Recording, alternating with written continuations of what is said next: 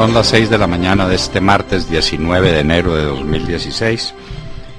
Esta es la hora de la verdad y estos temas y asuntos que trataremos con ustedes en las próximas horas.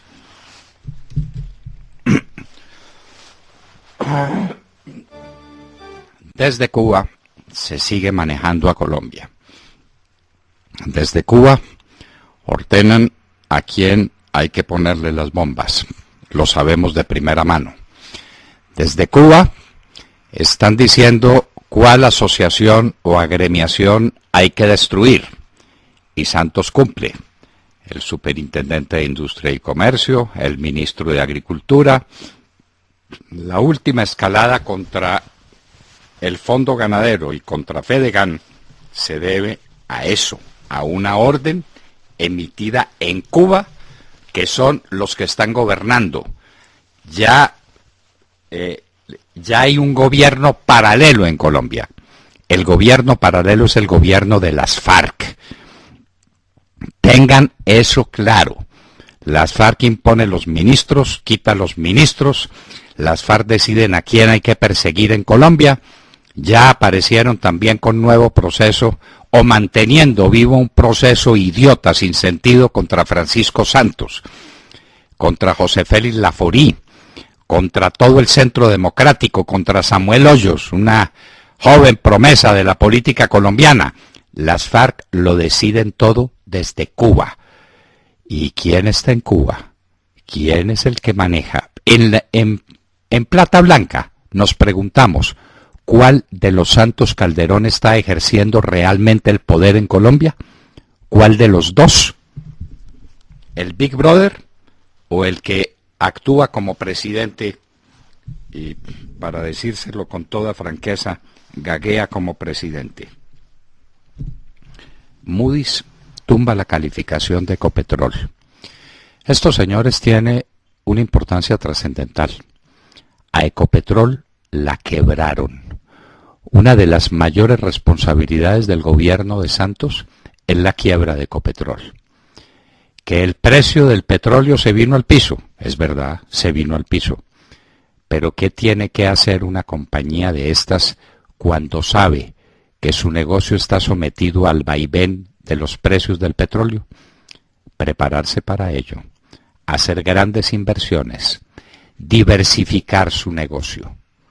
¿Qué hizo Ecopetrol por orden de Juanpa? Repartir las utilidades, todas las utilidades que producían dividendos para poder repartir mermelada. Señores, nos dejaron el esqueleto. Ecopetrol está en los huesos.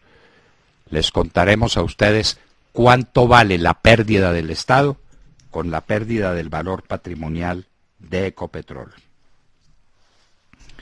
La industria subió en 4.8% en el mes de noviembre. Esto es una cosa muy demostrativa. Y uno mira, ¿y esto qué pasó? ¿Se industrializó el país otra vez? ¿Los industriales empezaron a importar materias primas, a importar tecnología, a importar equipos? ¿A qué horas y cómo? No, es que entró Reficar en producción. Y Reficar es la refinería de Cartagena. Y solamente con eso se le da un vuelco a las cifras industriales. Así de débil es la industria de Colombia. Reficar es muy importante. Y para ser claros, no es la obra de este gobierno. Reficar viene de muy atrás. El gobierno de Álvaro Uribe le dio grandes impulsos. Pero ahora Reficar entra en operación y cambia solamente, empezando operación, el signo de los tiempos en materia industrial. Las cifras, la industria, toda la industria que produce empleo sigue igualmente deprimida, igualmente perseguida, al borde de una hecatombe. Y eso que no le aplican la última receta, la próxima reforma tributaria. La plática de Isagen. El gobierno probablemente está convencido de que nos vamos a olvidar del tema y de que lo vamos a soslayar. ¿Cómo viene la plática de Isagen?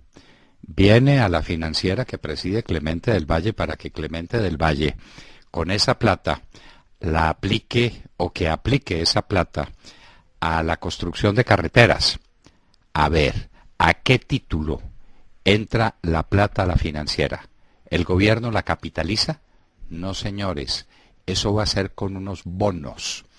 Esos bonos no permiten apalancar la financiera. ¿Qué es lo que va a pasar? Trataremos de hablar con Clemente del Valle para que le explique a los colombianos cómo es esto, para que no nos mientan más, para que no nos engañen más. Isagen se vendió solamente para responder a unas afugias de caja del ministro Cárdenas y del presidente Juanpa. Sacrificamos el porvenir del país detrás de o con tan cortas miras. Cárdenas piensa en la plata, yo en la educación, dice Gina Parodi. De su lado, David Luna le dice, por Dios, no me ponga gravámenes al desarrollo tecnológico. Los ministros se sublevan contra el ministro Cárdenas. Y todo lo que logra hacer el presidente es ordenarle a los ministros que ya no vuelen en Colombia, en primera clase, sino que se vayan en clase turista. ¿Cómo les parece la economía? ¿Cómo les parece el cambio económico, la austeridad en la economía? Los ministros volando en clase económica. Pero si para eso tienen avión, no les compraron un Beechcraft y vuelan con el presidente Santos. Pero no importa, es simplemente una cosa ridícula para tapar el que este es un gobierno manirroto, derrochón, como se lo dijo Álvaro Uribe Vélez 1000 veces, un gobierno derrochón que quebró a Colombia. ¿Qué pasará hoy con las bolsas y el petróleo después del feriado? Se los contaremos en nuestro espacio de economía. La situación es muy delicada e Irán ya anunció que ha empezado a aumentar su oferta petrolera y la liberación de sus reservas internacionales, las que le tenían congeladas las bancas en los Estados Unidos y en Europa, ya se cumplió. Irán puede producir más petróleo en medio de esta crisis. Antioquia en la encrucijada. El tema de Antioquia nos preocupa sobremanera, porque este hombre Fajardo, Sergio Fajardo, el hombre cuya imagen multiplicaron los medios de comunicación, su rostro, sus blue jeans, el espectáculo que da con su figura y con sus declaraciones. ¿Y qué pasó con Antioquia? La fábrica de licores de Antioquia está quebrada. ¿En qué situación está? ¿En qué situación de endeudamiento dejó el departamento? ¿Qué pasa con Antioquia? Hablará con nosotros el diputado Honorio Arroyabe. En Uruguay hay protestas que llevan a la gente a la calle, porque los uruguayos, que son grandes productores de leche y de lácteos, le vendieron grandes cantidades a Venezuela dentro de un pacto hecho entre Maduro y Tabaré Vázquez, pacto en el que por supuesto estaba comprometido el pago de ese dinero. Pues las exportaciones se hicieron, la leche se la tomaron, los quesos se los comieron y la plata no apareció. Y los uruguayos están indignados. Vuelve el tema de las pavas. ¿Se acuerdan de las pavas, queridos oyentes? Fue una finca donde se estaban haciendo unos desarrollos agrícolas importantes, adquirida legítimamente, que invadió el cura de Rú. Él es el promotor de esa invasión. Y eso se hizo manu militare, la invasión de las pavas, y sacaron a los propietarios y metieron a la gente de la región, a carpinteros y albañiles y a plomeros del pueblo vecino, se los trajeron para que hicieran de agricultores y se metieron a las pavas. Hay una rectificación, tardía, pero la hay. Trataremos el tema con ustedes.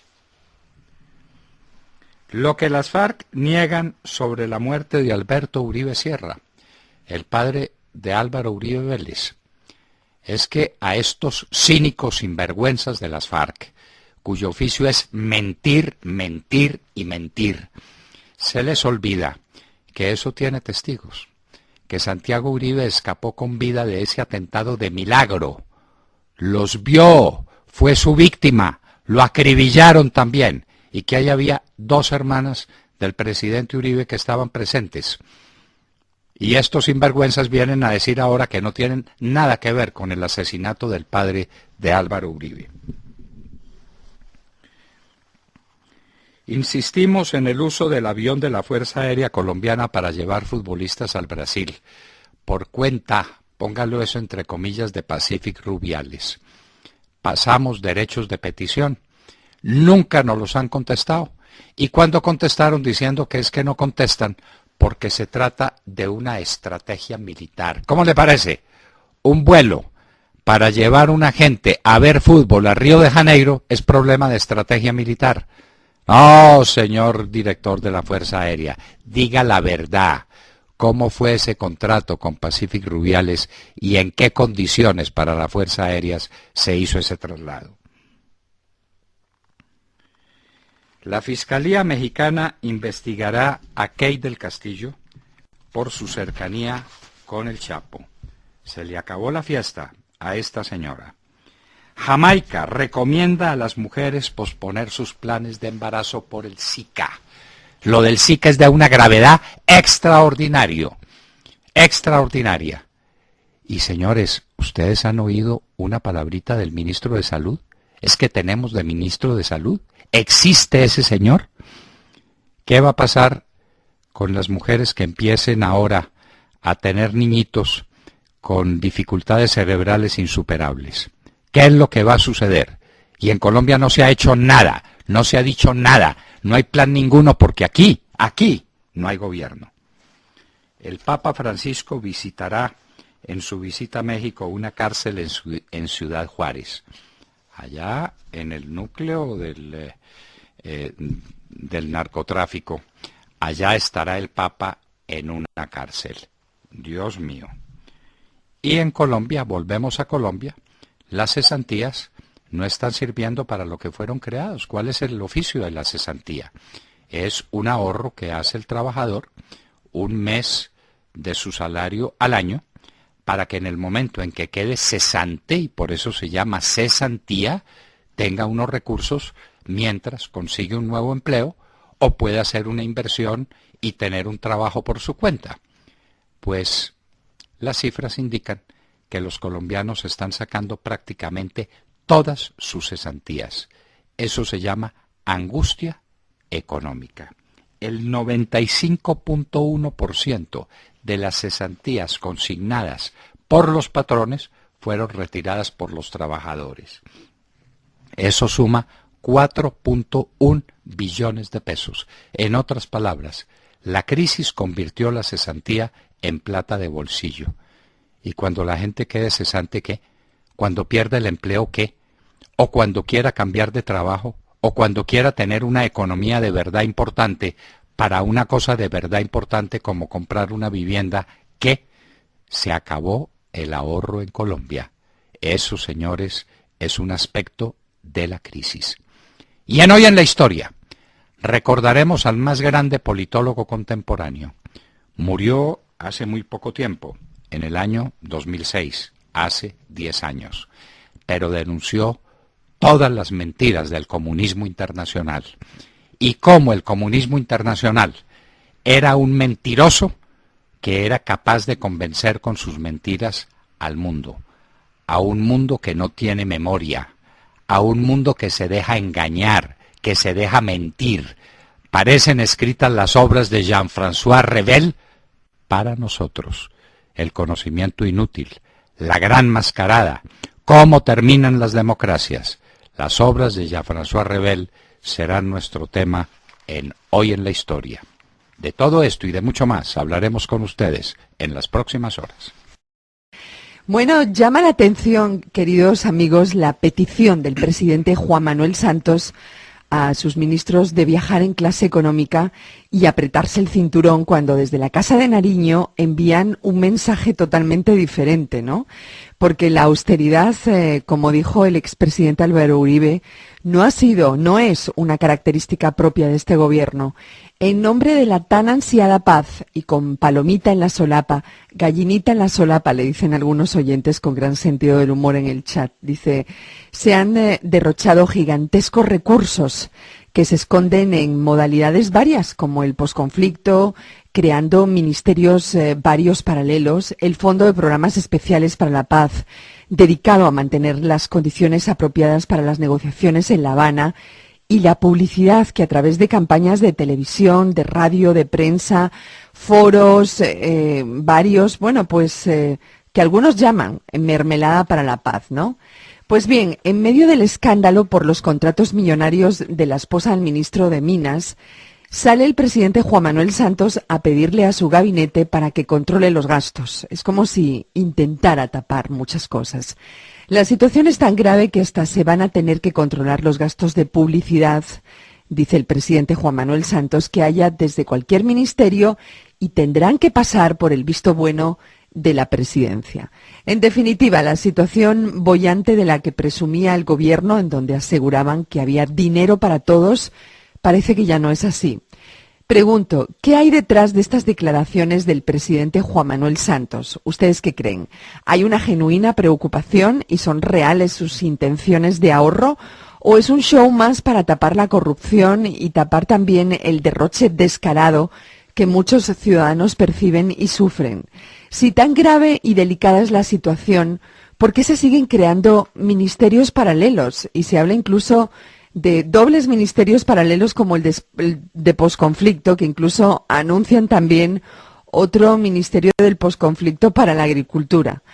¿Cuánto le cuesta al país, en cifras claras, el proceso de paz? Y lo más importante, ¿podrá responder el gobierno a todos los compromisos que está adquiriendo con las FARC para el llamado posconflicto? Pregunto. ¿Y cuánto cuesta la mermelada, Montserrat? Lo que se repartió en todas las regiones y a todos los políticos para ganar las elecciones.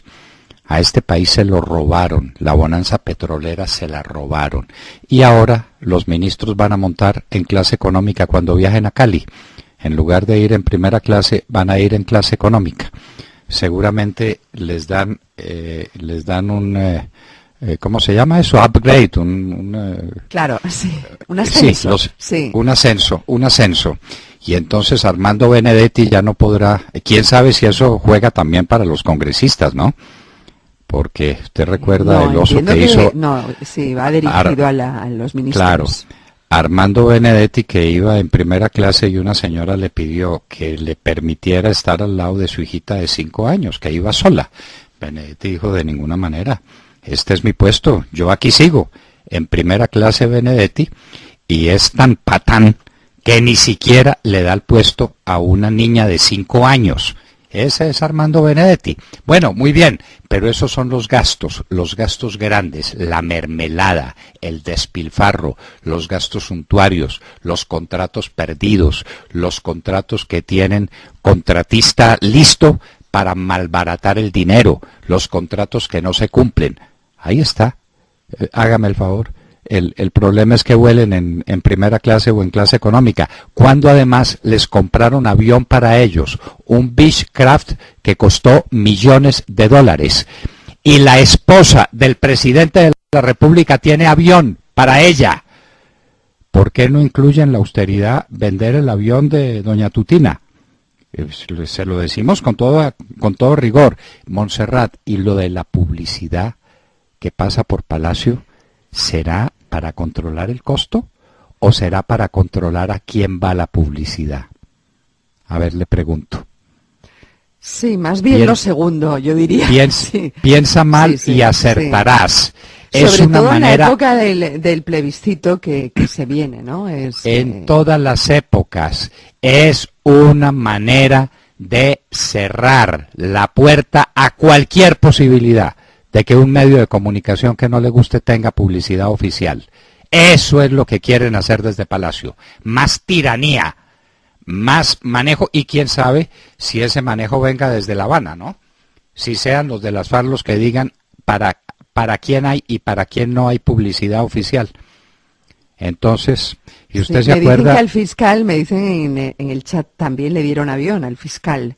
Pero ¿y qué avión? ¿Y qué avión? Y hay que ver lo que es un desplazamiento del fiscal y lo que son los camiones con aparatos especiales para bloquear las frecuencias de los celulares. Hay que ver lo que es el gasto del fiscal. Bueno, sobre eso nada. Simplemente los ministros van a viajar en clase económica dentro del país. Y la publicidad pasa por Palacio para controlarla su conclusión mejor. Es cuento chino. Eso es un cuento chino.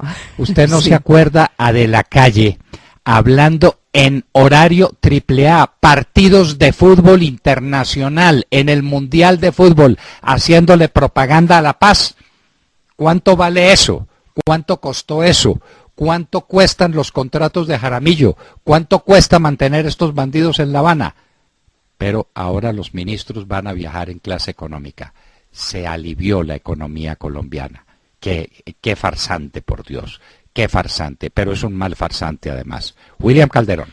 Doctor Londoño, buenos días Colombia. Gracias por invitarnos a sus hogares y a sus vehículos. Hoy es martes 19 de enero del año 16. Son las 6:26 de la mañana.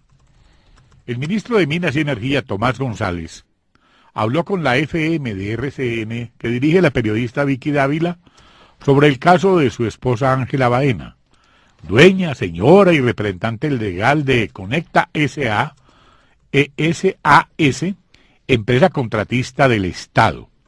El ministro de Marras entró a terciar en la polémica que involucra a su cónyuge como la propietaria de la citada empresa, la misma que ha ganado multimillonarios contratos con el alto gobierno. Unas reacciones. La respuesta no se deja esperar. Desde su Twitter, el senador Alfredo Ramos Maya se dejó venir con una oportuna andanada contra la privilegiada contratista en estos términos. Esposa de Minas tiene contratos con Fondepaz por 5.246 millones, sin licitación, por contratación directa. No tienen pudor, afirmó el senador Ramos Maya. El zar de las minas y la energía manifestó sin sonrojarse que desde el punto de vista legal no hay nada de malo en el hecho de que su esposa sea contratista del Estado. El señor González, en una primera entrevista con la FM, no se refirió a su esposa cuando se le preguntó quiénes eran los socios y no cuál era su relación con ellos. No he tenido nada que ver con los procesos de asignación de los contratos, aseveró el ministro, al referirse a los contratos que su esposa ha obtenido por 5.246 millones de pesos. El jefe de la cartera también rechazó la posibilidad de que estos hayan sido asignados a dedo, teniendo en cuenta que trabaja con el gobierno. Es obvio que al ser cónyuge no soy ajeno a los resultados de la empresa, explicó el contumaz ministro, quien insistió en que no hay ninguna falta. Rechazó plenamente que se haga ver que yo he influido de alguna manera en que se puedan haber asignado esos contratos, agregó. Respecto al caso, por ejemplo, de Miguel Peñalosa y ministro del gobierno Santos, quien renunció por un caso idéntico al suyo, el actual jefe de la cartera dijo que no conoce ese caso e insistió en que no ha obrado mal. Un contertulio le dijo a la hora de la verdad, aquí la ley es para los de Ruana. También nos hemos referido al gran hermano de Mindragacol, quien también contrata a sus anchas con el Estado. Pero Juanpa es un presidente muy agradecido con la familia Cárdenas y ahora devuelve atenciones al por mayor y al de tal. Doctor Londoño, pues como decía ahora Montserrat, ¿será que estos contratos van con los mensajes de austeridad de Santos? No olvide que la familia Cárdenas, es decir, el pater familias Jorge Cárdenas, tuvo a Juanpa en Londres, becao por cuenta de la Federación de Cafeteros, Claro. por años de años, con un sueldo inmenso, sin trabajar y sin hacer nada. Entonces, imagínese usted pues el grado de compromiso que tiene. Total. Bueno, pero le pongo una tareita. Revise mejor las declaraciones que le dio Tomás González a doña Vicky, porque doña Vicky le sacó que no solamente es su esposa la que funciona en Conecta S.A., sino que son también otros 2 miembros íntimos de la familia. De manera que, exactamente, de manera que dinero para todos en la familia González. Sí. Y no pasa nada, y no pasa nada. Familia que trabaja unida. Permanece unida. Ay, ay, y ay. entonces, si es que es un contratista permanente, averigüe cuáles son los antecedentes de Conecta antes del gobierno de Santos. Esa empresa fue creada en la época de Tomás González y desarrollada para hacer contratos con el gobierno. Si eso no es, perdóneme la expresión, una porquería, ¿qué será entonces una cosa de esas? Eso es el barril de los puercos, por eso hablo de porquería. El barril de los puercos. Tomás González, que parecía una persona limpia, definitivamente no lo es. Y tiene que renunciar. No puede hacer otra cosa, porque es un ministro indecente. Esos contratos, él no los dio, él no los firmó, pero él está en el mismo Consejo de Ministros al que asiste el señor Jaramillo, Sergio Jaramillo, a contar a quién está contratando. Entonces que no se haga el de la oreja mocha. Eso es absolutamente insostenible. Muy bien, pero aquí con la moral como que es una mata de moras, ¿no? Para el presidente Santos. Ángel Henao. Doctor Londoño, muy buenos días y muy buenos días para todos nuestros oyentes. Y la noticia internacional del día, sin duda alguna, está relacionada con los precios del petróleo. Y es que el regreso del petróleo iraní al mercado internacional ya se está dejando sentir en las bolsas de los países del Golfo y en general en las bolsas de todo el mundo por la caída de los precios del crudo. El barril de petróleo, doctor Londoño, cayó ayer a mínimos de 12 años, por debajo de $28, tras la confirmación del levantamiento de sanciones a Irán y luego de que el gobierno iraní anunciara haber incrementado su oferta de crudo. Y esto amenaza con incrementar la saturación del mercado impulsada por la OPEP y el Shell, el petróleo no convencional de Estados Unidos, y esa saturación sin duda alguna bajará aún más los precios. Y escuchen estas cifras, queridos oyentes. El Brent europeo profundizó su caída y alcanzó los $28.55, un nivel no visto desde principios de 2004, mientras que el WTI bajó hasta los $28.94 y el barril de la OPEP cotizaba en $24.74, por debajo de los $25 por primera vez desde el 2003.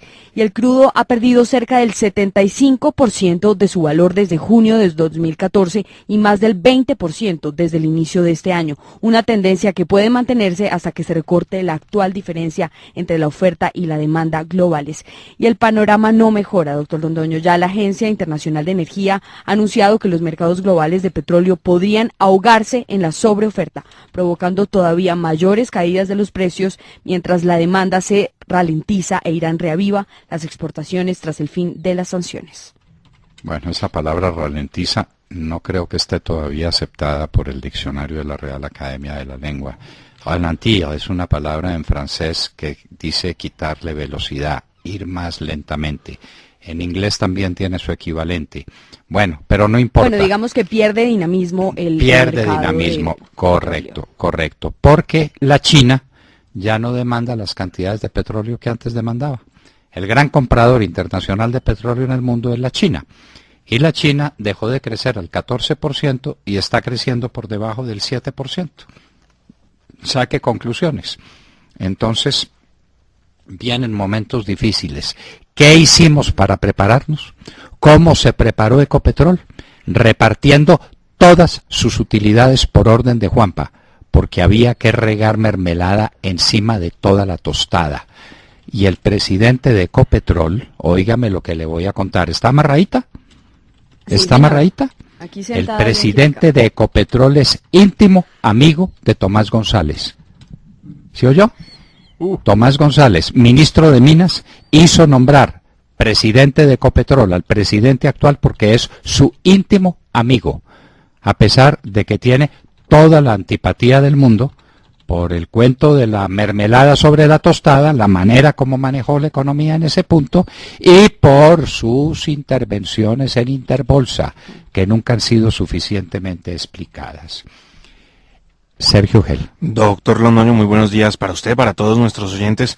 Pues en efecto, abrimos la mañana con los ojos puestos en Ecopetrol. Ya hablaban ustedes del escenario internacional del petróleo. Ahora hablemos de lo que sucede aquí en la casa. Hablemos de Ecopetrol tras esta revisión que hizo la calificadora de riesgos Moody's, en la que se redujo la calificación de la estatal petrolera de Baa2 a Baa3. Esto argumentando que las dificultades para generar caja que está enfrentando la petrolera, sumado a las muy limitadas posibilidades de financiamiento que no van a permitir que la compañía cumpla con sus objetivos de mantener las reservas y aumentar la producción, pues han llevado a esta calificación. Y esta situación, doctor Londoño y oyentes, llevó al título de la compañía ayer a perder 9,9% en la jornada de negociación en la Bolsa de Valores de Colombia. La acción cerró en 881 pesos. Recordemos que en su mejor momento, la acción de Ecopetrol se alcanzó a cotizar en 5.790 pesos. Ayer cerró a 881 pesos. Incluso el año pasado, la acción en julio se cotizaba sobre los 1.600 pesos. Hoy va llegando ya casi que a la mitad de ese precio, y la pérdida del valor patrimonial que enfrentan los accionistas por la caída del título es una situación muy, pero muy compleja. Y si hablamos de los accionistas, no solo hablamos del drama, ya podemos hablar de un drama, que viven los más de 392.000 accionistas de la compañía, sino que también hablamos de ese golpe que representa la caída del precio para la nación. La nación, recordemos, es dueña del 88.49% de las más de 41.000 millones de acciones de Ecopetrol que se encuentran en circulación. Así las cosas, para explicarlo con facilidad, cuando la acción de Ecopetrol se cotizaba a 5.790 pesos, el valor total de acciones de Ecopetrol que tenía la nación totalizaba algo más de 210 billones de pesos. Hoy, por cuenta de la caída en el precio del título, esas acciones que en su momento totalizaban 210 billones de pesos, suman apenas 32 billones de pesos. Así están las cosas con Ecopetrol. Esa es la situación del gobierno, de la nación, con sus acciones con Ecopetrol. Es una situación muy compleja la que enfrenta la estatal petrolera, ya lo decían ustedes, en parte por la caída de los precios internacionales del crudo, pero también en parte por el gigantesco apetito de la nación por los dividendos en épocas de vacas flacas. Ecopetrol, no le vamos a quitar el ojo de encima, lo cierto es que está atravesando por una gigantesca tormenta. En grandes cifras, 180 billones de pesos de pérdida. Sí, señor. Eso es lo que tiene la nación, porque Ecopetrol no se diversificó, no encontró negocios nuevos, no hizo exploraciones adicionales, porque toda la plata era para mermelada. Toda la que producía Ecopetrol se iba en dividendos para los accionistas. Una actitud improvidente, culpable, por la que tiene que responder el gobierno y obviamente la junta directiva también. Tendrá que explicarnos por qué hizo lo que hizo, volviendo Ecopetrol lo que lo volvió. Un negocio maldito donde ahora Moody's le baja la calificación. No la está bajando a la Shell, ni a la Exxon, ni a las otras grandes compañías petroleras del mundo, que sí diversificaron, que sí se prepararon, que sí sabían que el fin de esta era tenía que llegar, y que los precios tienen sus vaivenes, y que uno tiene que tener un negocio diversificado, ampliado, estructurado, que lo prevenga de las malas situaciones. La improvidencia en el manejo de Ecopetrol es uno de los grandes pecados de este gobierno. Alejandro Ramírez. Buenos días a los oyentes de la Hora de la Verdad. En medio de intensa sequía, el presidente Juan Manuel Santos prometió ayer sector agropecuario de punta en alocución transmitida en los medios nacionales.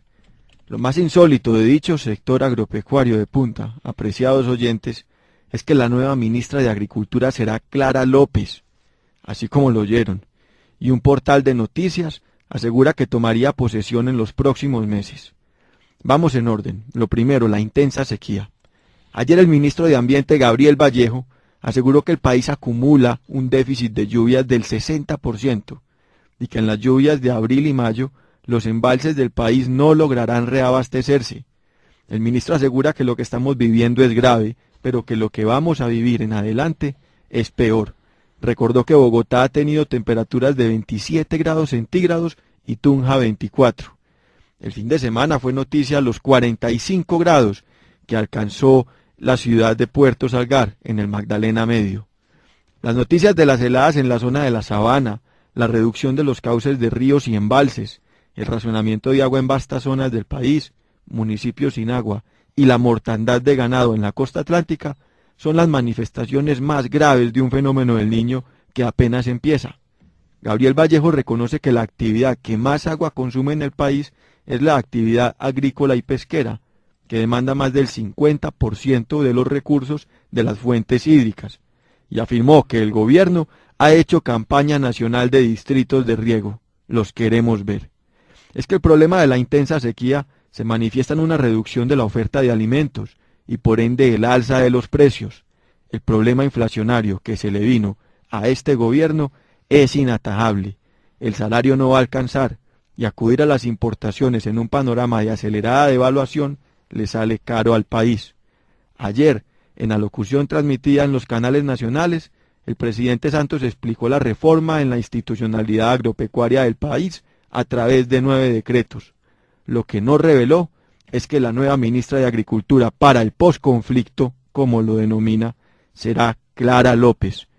Doctor Londoño, esa es la nueva institucionalidad de la agricultura colombiana. Sí, Clara López está haciendo un curso intensivo a ver si logra distinguir un palo de café de un palo de guamo y si logra distinguir un buey de un toro. Entonces, sí, entonces la van a llevar a que haga unos cursitos rápidos sobre eso. O un burro de una yegua. O un burro de una yegua. Entonces, esa será la ministra de Agricultura. Esto no es serio y estas son órdenes que vienen de La Habana, porque en La Habana es donde se está decidiendo la suerte del país y allá están manejando todas las cosas. Ahora, en una emisora amiga, o si ustedes quieren competidora de La Hora de la Verdad, hablaba Rodrigo Granda de lo mucho que están trabajando y de cómo no se mete en el tema de la muerte del padre de Álvaro Uribe Vélez, porque ellos no quieren debates públicos, pero que están trabajando cantidades, mucho están trabajando en La Habana y que ya hablarán de los avances que tienen y que las cosas están marchando muy bien. Pero eso sí, que se olviden de fechas. A Santos le han dicho en todos los tonos que se olvide del 23 de marzo. Y bueno, de la sequía no es culpable Juan Manuel Santos, pero sí de que no haya reservorios, sí de que no haya distritos de riego, sí de que no se haya hecho reforestación en el país. De todo eso sí es culpable Santos, porque se dedicó a regar de mermelada sobre la tostada, es decir, a robarse los ingentes recursos que le cayeron del cielo por obra de una bonanza petrolera que despilfarró.